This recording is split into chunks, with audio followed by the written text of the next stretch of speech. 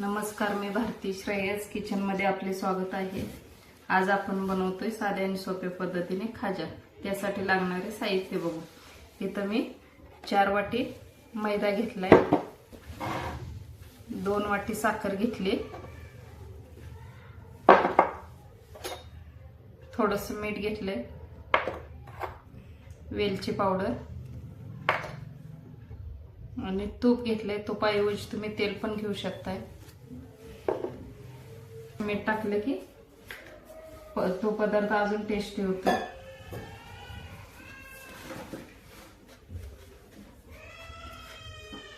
मीठ टाकून मिक्स केलंय, त्यात थोडं थोडं तूप टाकून असं।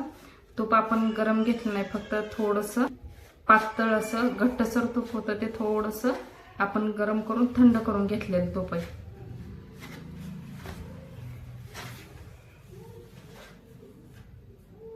तूप जसं लागेल तसं थोडं थोडंच घालायचं। हे असं छान मैद्याला चोळून घ्यायचं।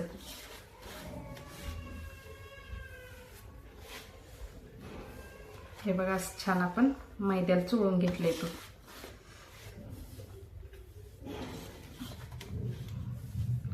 आपल्या मैद्याची अशी मोठ वळती का बघायचं।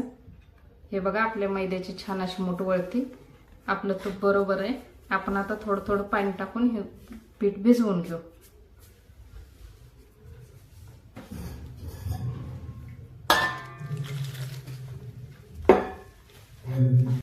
हे बघा, असं छान पिठाचा गोळा आपण मळून घेऊ एकसारखासा।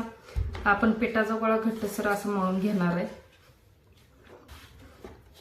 अशा पद्धतीने तुम्ही पण खाजा केला तर एकदम जसा बाहेर भेटतो तसा एकदम छान असा खाजा तुमचा पण तयार होईल। हे बघा, असा छान गोळा करून घ्यायचा याचा। हे बघा, आपण असा घट्टसर असा गोळा बनवून घेतलाय।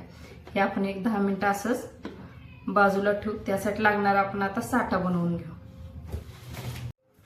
हे बघा, मी इथे 3-4 चमचे तूप घेतले, त्यात आपण 3-4 चमचे असा मैदा मिक्स करायचा।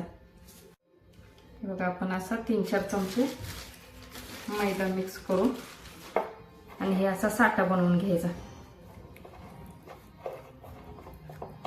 हे बघा, पूर्ण गोटोळ्या फोडून असा छान साठा बनवून घेऊ आपण।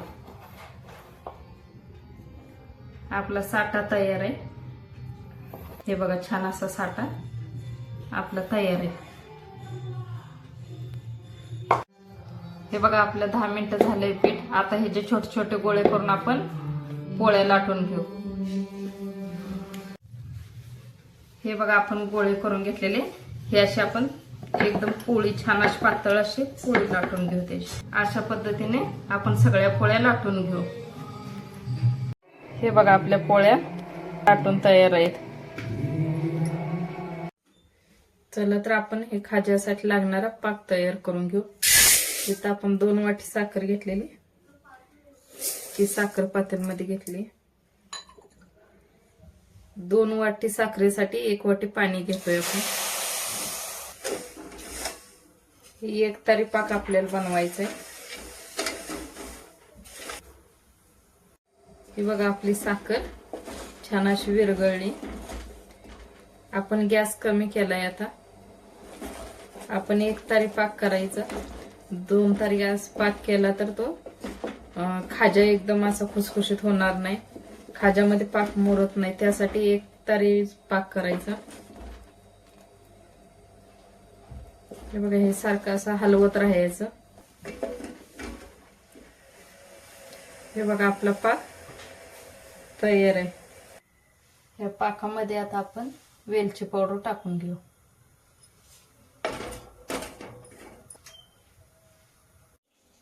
हे बघा, हे आपण साठा बनवून घेतलेला, तो साठा आपण या पोळीला आता लावून घेऊ।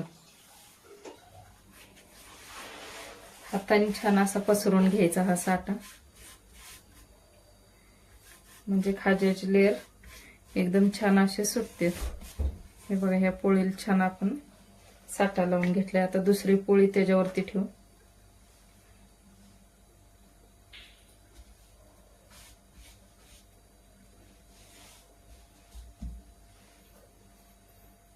त्याला पण आपण असा साठा लावून घेऊ.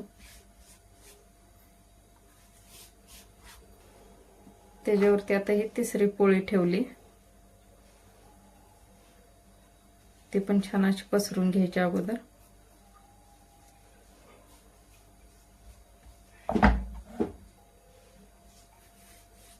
त्या पोळीला पण आपण साठा लावून घेऊ. हे बघा असा छान साठा लावून घेतलाय. आता हे आपण असं फोल्ड करून घेऊ.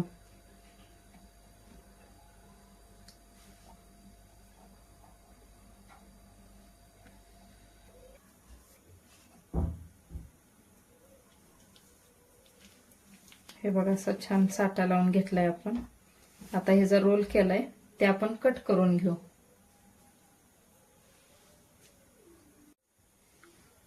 हे बघा असं आपण कट करून घेऊ.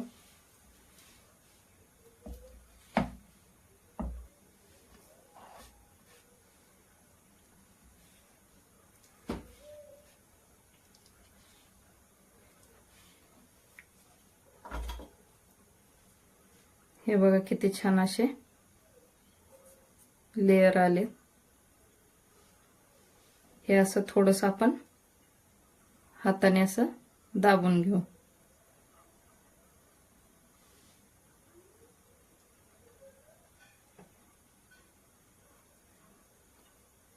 हे बघा अशा पद्धतीने आपण सगळे खाजा तयार करून घेऊ.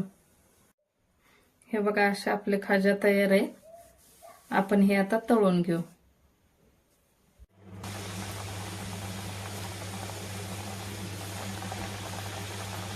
मी गॅस बारीक केलाय.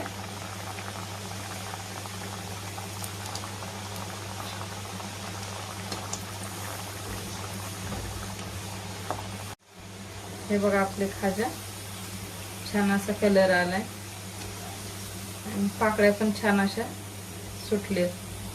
अशा पद्धतीने आपण सगळे खाजा तळून घेऊ.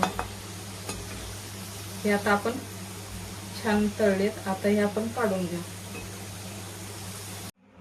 हे बघा आपले खाजा सगळे तळून तयार आहेत. एकदम असे लेयर छान आले. हे आपले खाजा तळून तयार आहेत. आपण आता हे पाकात टाकू. हे बघा आपण थोडासा पाक गरम करून घेऊ.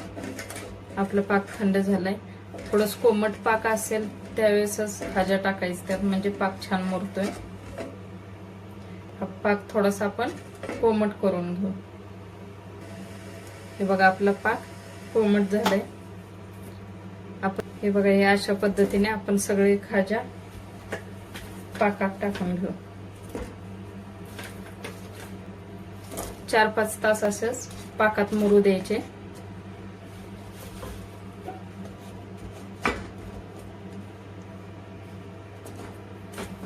हे सगळे खाजा आपण अशा पद्धतीने पाकातून काढून घेऊ.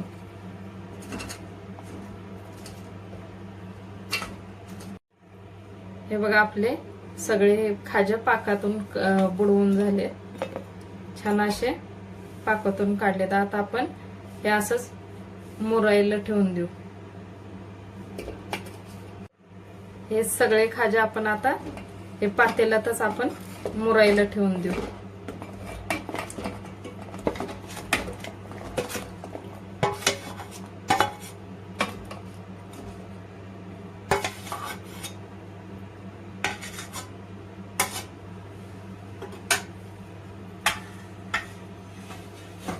हे आपण आता एक 4-5 तास असेच मुरायला ठेवू.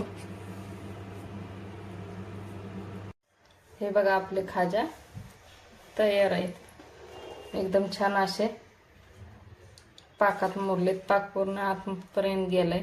हे बघा किती छान झाले. तुम्ही पण असे नक्की ट्राय करा.